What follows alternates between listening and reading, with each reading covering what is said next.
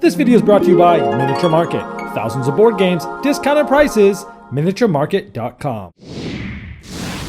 Hello my friends, it's the Game Boy Geek here. Today it's all about the birds. You see, each of us is going to be a different type of bird. We're going to be trying to knock each other off perches, trying to be the one to be there because you're trying to get 4 in a row. And today we're looking at For the Birds. This is a game from Pecking Games. It is for 2 to 6 players. It's sort of an abstracted strategy game. It's pretty quick, 20 to 30 minutes long. Let me show you how it's played, and then I'll see you on the other side.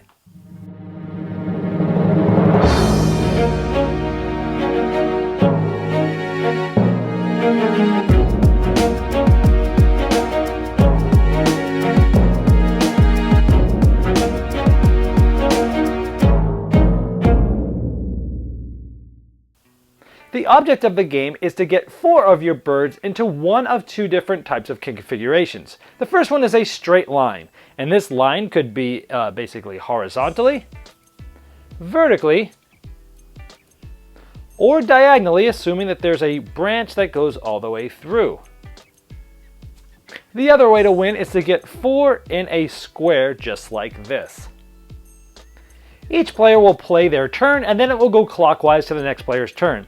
On your turn, you're doing 2 things. You're going to be rolling the 2 dice, and then you're going to decide to place a bird or play a card. So let's say on my turn, I rolled the dice. I have a 6 and a 5.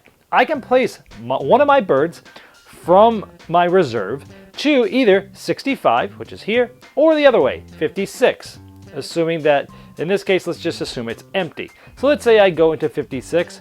That essentially would be my turn, and I would take these dice, pass to the next player. It'd be the next player's turn. Now on a subsequent turn, after rolling, if you did not want to place one of your birds, you could play one of these cards that are in your hand. Remember, these are the 6 cards you got at the beginning of the game. Each one of them has a special ability that we will go over later, but if you don't want to place a bird, you can always play one of these, and these are held secretly in your hand until you use them. What happens if you want to place a bird where there already is one? For example, I rolled a 46. I could, if I want, place a bird on a 46 or a 64 as mentioned earlier. But let's say I already have one of my birds on the 46. Well, pecking order is going to come into play.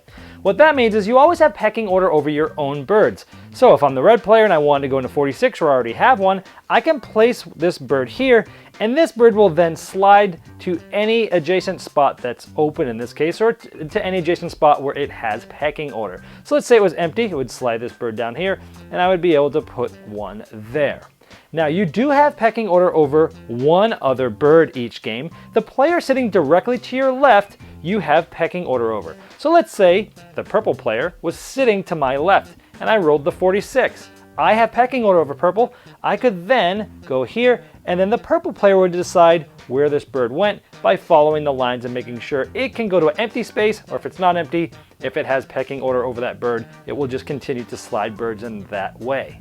So let's take this example again. Red rolled a 46, and they push off this orange bird off the 46 because let's say red has pecking order over it.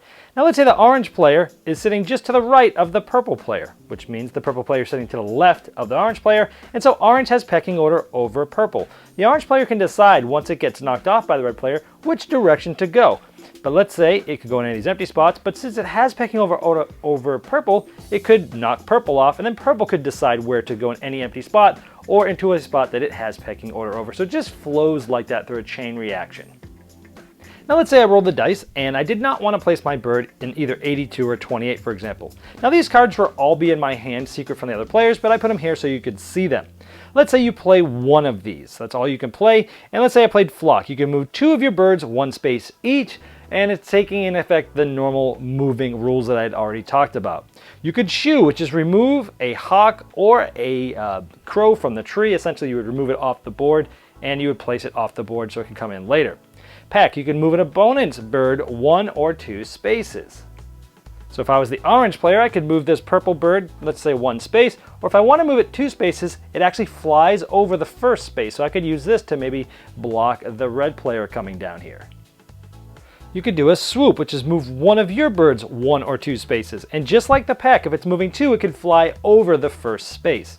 You could do mock, which is place or move a crow to any space on the tree. So you could take a crow that's on the tree and move it anywhere, but even if there's some crows that haven't been placed yet, you can do that. Or if you prefer, you could take a crow that has not yet been placed and place it as the normal crow placing as I mentioned earlier.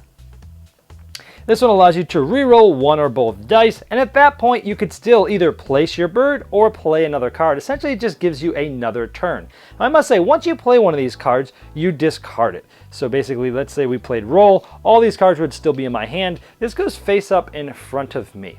Now let's say I did that, and this would be discarded. So one of the things that happens is you could possibly roll doubles in this game. When you roll doubles, you get to take the top card off your discard deck back into your hand. So if when playing roll, you re-rolled both dice and you got a doubles, you actually get this card back in your hand as well as being able to take that turn. And when rolling that double of 88, I could put my bird here, assuming I could following the normal placement rules. If I can't, I could always play a card, and we're going to go over some other rules later that tell you what to do when you can't place a bird at all. We'll get to those later.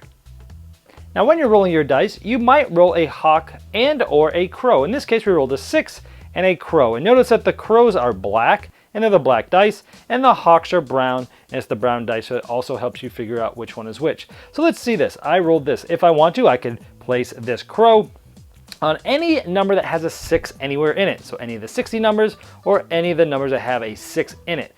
I could place it in an empty spot like this, 26, or I could place it in an occupied spot. This is 36, it has a 6 in it. The crow has pecking order over everybody. So this player is purple. This crow could go in here and displace this purple bird, and this bird would have to decide where to go. It could go one of these empty spaces, or as we said earlier, you could follow the pecking rule orders as well. If this bird has nowhere to go, it cannot be displaced anywhere throughout pecking rules and everything around it is full, this bird would just come off the board and it would be placed on it later. But in this case, this is open, so the purple bird went there. Now remember, after rolling dice, you don't have to play something, you could play a card. So even if I rolled a crow, I don't have to put a crow somewhere in 6, I could play a card instead. Let's say somebody rolled a hawk. It doesn't matter what numbers here. They could place, if they want to, a hawk in any of the open red dots on the tree board. Now, if they did not want to place a hawk, they could always play a card like normal. But let's say they play a hawk on this red spot here. This hawk scares away all of the adjacent birds that are on there, starting with the player to your left and going clockwise back to you, and always finishing with crows last. So in this case, this yellow player would have to get scattered away, and it can choose. The yellow player chooses where it goes using normal pecking order and empty space, pushing birds out as I mentioned earlier. Now, when this bird gets done last, because it's the crow, you can never be pushed by a hawk into a spot that you can't go to. So for instance, there's already a hawk here. This bird could not fly away to here and then chain react it. If you're getting displaced by a hawk, you must go into a spot that is legal, meaning you're not being pushed away by another hawk, and you're being pushed and using your normal pecking order. The crow always goes last in this case. And turns continue to go clockwise until somebody has won the game by getting 4 birds in a straight line, either horizontal, vertical, or diagonal, or getting 4 of them in a square. All right, well, there is for the birds. Now, I'm not typically too into abstract games, but I gotta tell you, this one is very good. I was really impressed with this game. It's simple. It is a family lighter game, but there's still a lot of interesting choices to make. And yes, there's a decent amount of luck and strategy that's what makes it a family game. You can play this with younger children, or you can play with all adults, and there is enough swinginess there with the dice, but still enough strategy there setting yourself up that it makes it for a good game. Now I like that. You roll the dice and you try to figure out, okay, can I put my bird on either of these spots? You look at the numbers, you try to swap them off. Does that make sense? If not, well, where do I go? What can I think forward? So there's a lot of forward thinking of, okay, I'll put a guy there later. Or you can play one of those cards that gives you sort of an advantage of being able to break the rules of the game. I like that. The crows and the hawks bring in some cool stuff where you can really mess people over. This game has a decent amount of sort of take that to it where, hey, if I have pecking order, by the way, that is a really cool mechanism here where you have pecking order just to the player to your left. So you're looking at the board, you're like, oh, okay, if I go where that player is, I can push them out, and sometimes chain reactions happen, and that's pretty cool too. But those birds, the hawks and the crows add a good element to this game where, they're obviously hogging up spots where you can't go.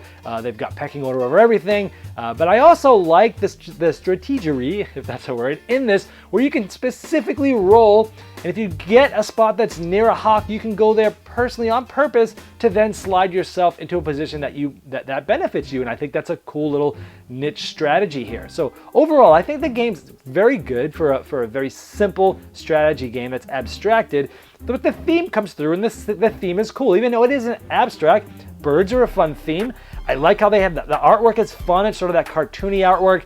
You're picking not only your favorite color, but your favorite bird. That's fun. But thematically, the big hawks and the crows are pecking you away, and you've got pecking order other people. So even though it is an abstracted game, the theme fits, and it's fun in that way.